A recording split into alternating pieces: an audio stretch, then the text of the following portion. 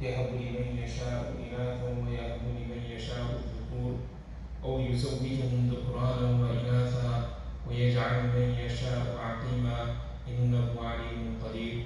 صدق الله العظيم. رب اشرح لي صدري ويسر لي أمري واحلل عقدة من لساني يفقهوا قولي. سبحانك لا علم لنا إلا ما علمتنا إنك أنت العليم الحكيم. اللهم انفعنا بما علمتنا وعلمنا ما ينفعنا. إن الله وملائكته يصلون على النبي يا أيها الذين آمنوا صلوا عليه وسلموا تسليما. اللهم صل وسلم وبارك على سيدنا ومولانا محمد وعلى آله وأصحابه وأتباعه وأزواجه وذرياته.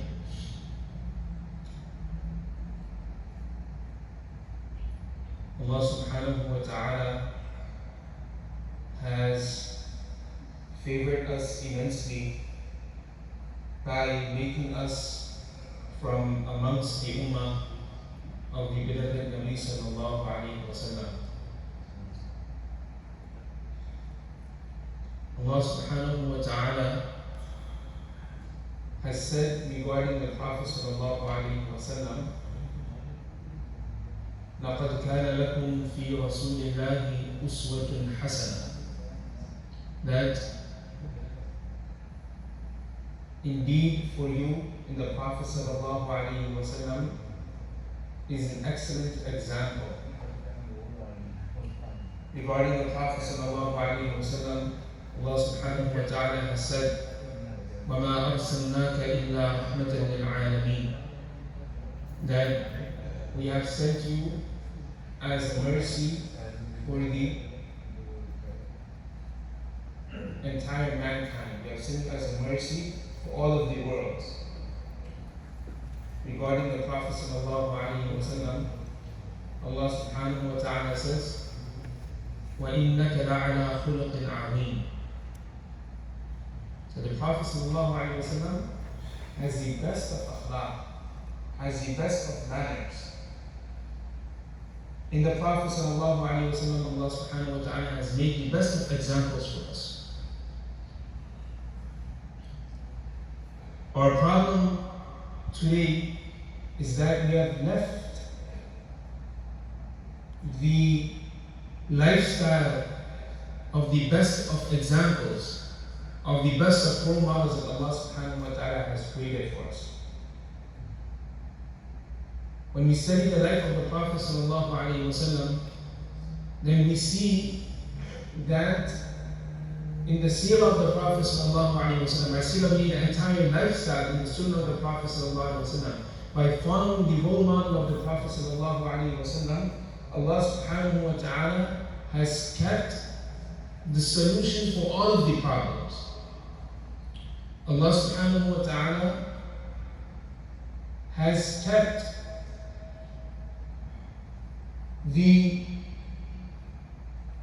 perfect environment and the perfect system in the life of the Prophet sallallahu alaihi wasallam.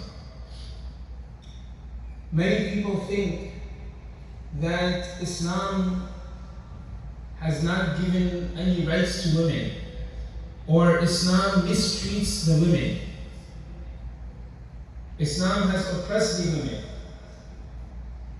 But the reason is because they failed to study the life of the Prophet sallallahu alaihi wasallam. They failed to understand the honor that Islam has given to women. Yes, the roles in life may be different, but the honor that Allah subhanahu wa ta'ala has granted them, the honor that the Prophet sallallahu alaihi wasallam granted them more than 1400 years ago. If one was to look at the entire picture and study the seerah of the Prophet sallallahu alaihi wasallam, that at that time, how were women being treated, and what honor the Prophet sallallahu alaihi wasallam gave to women, then any individual would come to this conclusion that most definitely the perfect system is the system of Islam.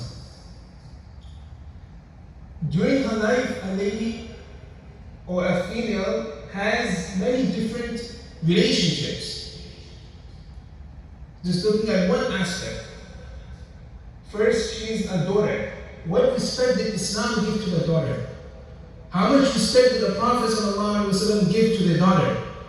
When you look at the seerah of the Prophet ﷺ, the life of the Prophet ﷺ, whenever he would go for a journey and when he would come back, first he would come to the masjid, to the house of Allah subhanahu wa ta'ala.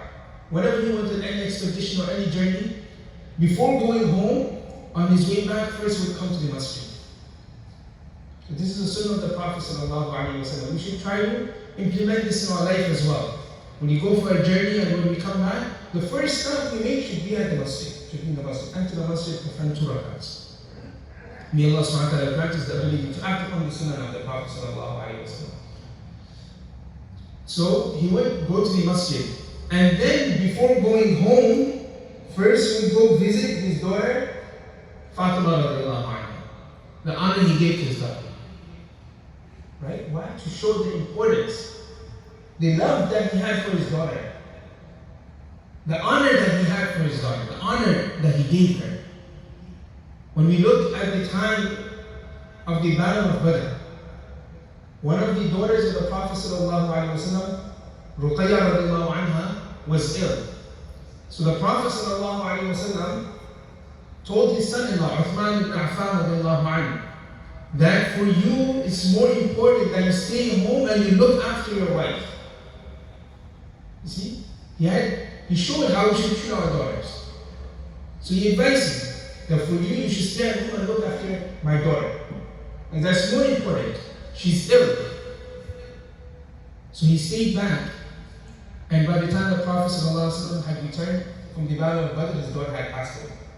So this shows the importance and the respect that Rasulullah ﷺ gave to his own daughters. The respect he gave to his own daughters. And what was the environment that time? What was the environment at that time? That they were treated equally? Allah subhanahu wa ta'ala mentions in the Quran, وَإِذَا بُشِّرَ أَحَدُهُمْ بِالْأُنْثَى, that when any of them would receive the news that a daughter was born, that he had a daughter, what would happen? ظَلَّ وَجْهُهُ مُسْوَدًّا. Then his face, the individual's face would become dark, meaning he would become extremely angry. ظَلَّ وَجْهُهُ مُسْوَدًّا وَهُوَ كَظِيمٌ. This was the time of the Prophet ﷺ. The pagans, what do we do? When they would get the news that a daughter has been born, extremely angry and extremely upset. يَتَوَارَى مِنَ الْقَوْمِ مِنْ سُوءِ مَا بُشِّرَ بِهِ. This individual would hide from the people. Why? Due to the bad news that they received that I had a daughter. This is a disgrace for me. أَيُمْسِكُهُ عَلَى هُونٍ أَمْ يَدُسُّهُ فِي التُّرَابِ أَلَا سَاءَ مَا يَحْكُمُونَ. What would they do after that? When they would get news that the girl has been born, they would take the baby and they would bury her alive.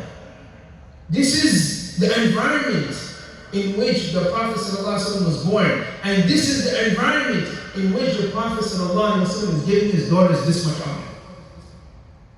Now you tell me, does Islam give rights to women or does it take away the rights of women? Does it oppress women or does it give women rights? Umar himself narrating a story of his. He had a daughter. A daughter was born when she was 2 to 3 years old. He had they had love for them, had affection for them. But no, the normal societies, you cannot have a daughter. So when she became a little child able to walk, he took her in the middle of the desert. He started digging in the ground, and the young girl was looking and wiping the dust off her father's face and clothes, and that my father is being dusty, not knowing that her father is digging this hole to bury her in. And then he took that daughter and put her inside and buried her alive. This is before he accepted Islam. So this is the environment that was there. And in that environment, the Prophet ﷺ showed us through his own life, through his own actions, how one should treat his daughter. Another relation a daughter will have in her life is the relationship of a sister. The Prophet ﷺ had no sister of his own. But from the ahadith, a situation is mentioned in which his foster sister, Sayyidah Shayba radiallahu anha, the daughter of Sayyidina Halima radiallahu anha, the Prophet ﷺ, his foster mother was Sayyidah Halima radiallahu anha from the Banu Sa'd clan.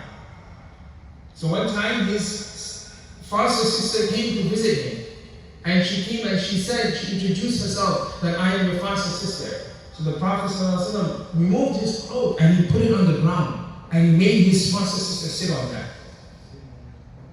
And he told her that if you want to stay with us, inshallah, I'll give you a lot of honor. You want to go back to your family, you can do that. She accepted Islam, but then she went to her family. She went back to the Banu Sa'd clan. So as she was leaving, the Prophet ﷺ gave her many gifts.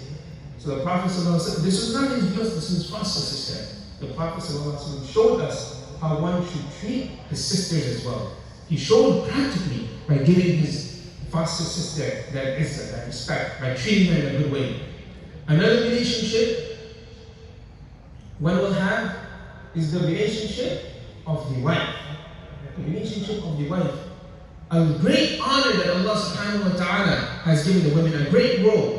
When you look at the time the Prophet ﷺ received the first wahy, the first revelation in the cave of Hira, the best of creation, receiving the best of the books, wahy from the best of the books, the best of the Quran, through the means or through the best of angels, Jibreel alayhi salam, in the best of months, in the month of Ramadan, on the best of nights, on the night of Laylatul Qadr. On that night when this wahy was brought, and the Prophet ﷺ went home, who is the first person he spoke to? Who is the first person who heard the message of Islam? It's his wife, Khadija radiallahu anha. A lady, it wasn't a man. It wasn't Abu Bakr radiallahu anhu, the Prophet ﷺ's best friend. It wasn't the Prophet ﷺ's Khalifa. It wasn't As-Siddiq, the most beloved man to the Prophet ﷺ. It was his wife, Khadija radiallahu anha, a lady.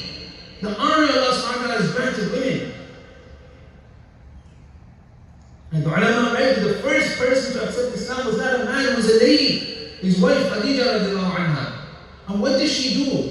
The Prophet ﷺ said that I have fear for myself. So, what did she say?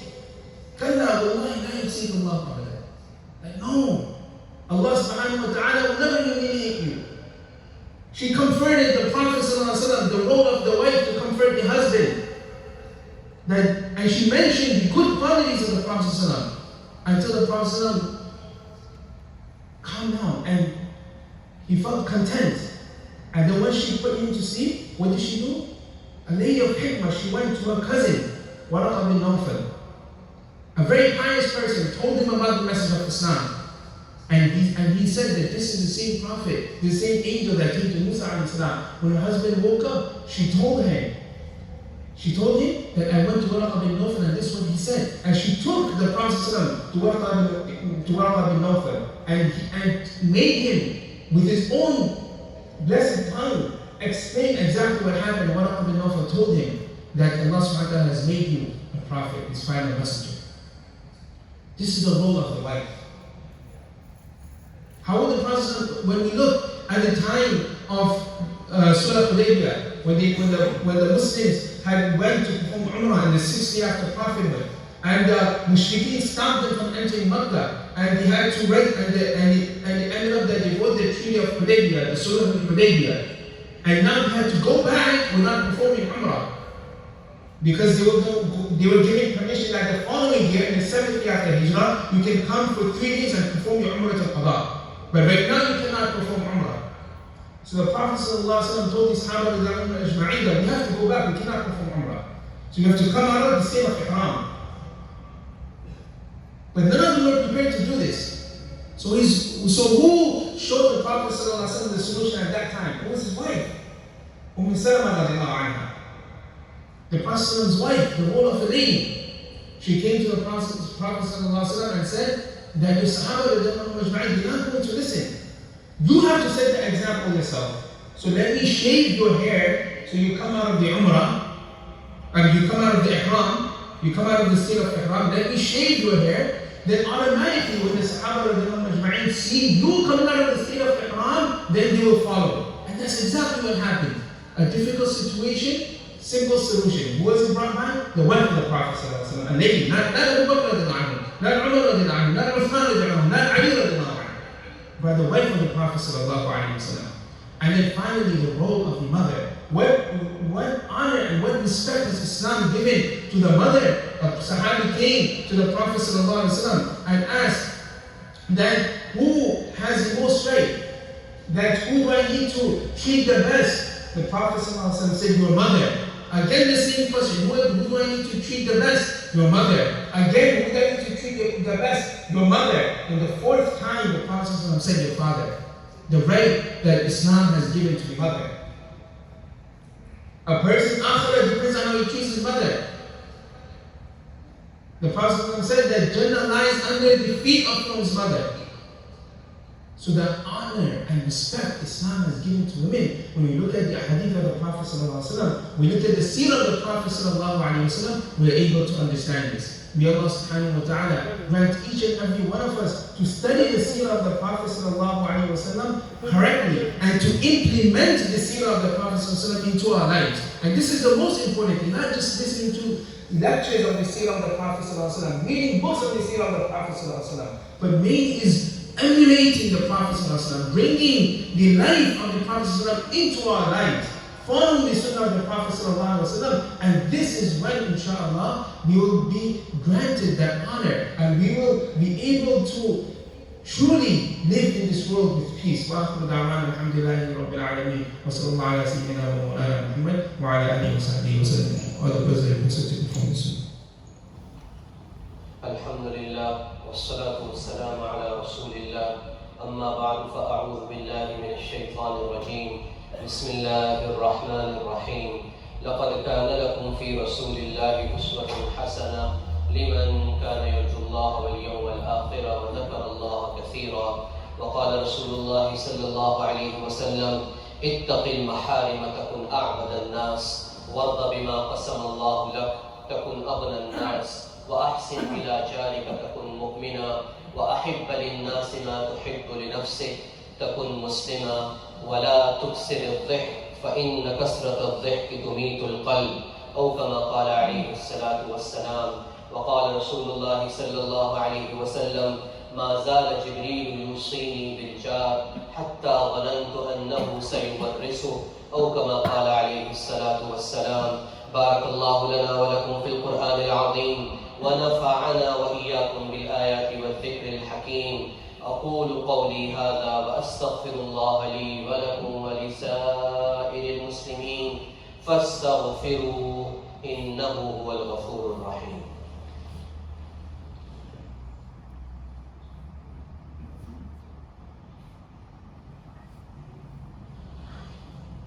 الحمد لله وحده والصلاة والسلام على من لا نبي بعده. أما بعد فأعوذ بالله من الشيطان الرجيم. إن الله وملائكته يصلون على النبي يا أيها الذين آمنوا صلوا عليه وسلموا تسليما. اللهم صل على محمد وعلى آل محمد كما صليت على إبراهيم وعلى آل إبراهيم، وبارك على محمد وعلى آل محمد كما باركت على إبراهيم وعلى آل إبراهيم في العالمين إنك حميد مجيد. اللهم أعز الإسلام والمسلمين، اللهم انصر الإسلام والمسلمين، اللهم اغفر للمسلمين والمسلمات والمؤمنين والمؤمنات الأحياء منهم والأموات إنك سميع قريب مجيب الدعوات. اللهم فرج هم المهمومين من المسلمين، ونفس كرب المكروبين، واقض الدين عن المدينين، واشف مرضانا ومرضى المسلمين. اللهم إنا نعوذ بك من البرص والجنون والجذام ومن سيء الأسقام. اللهم لا تقتلنا بغضبك ولا تهلكنا بعذابك، وعافنا قبل ذلك. عباد الله رحمكم الله، إن الله يأمر بالعدل والإحسان وإيتاء ذي القربى وينهى عن الفحشاء والمنكر والبغي يعظكم لعلكم تذكرون. أقيموا الصلاة.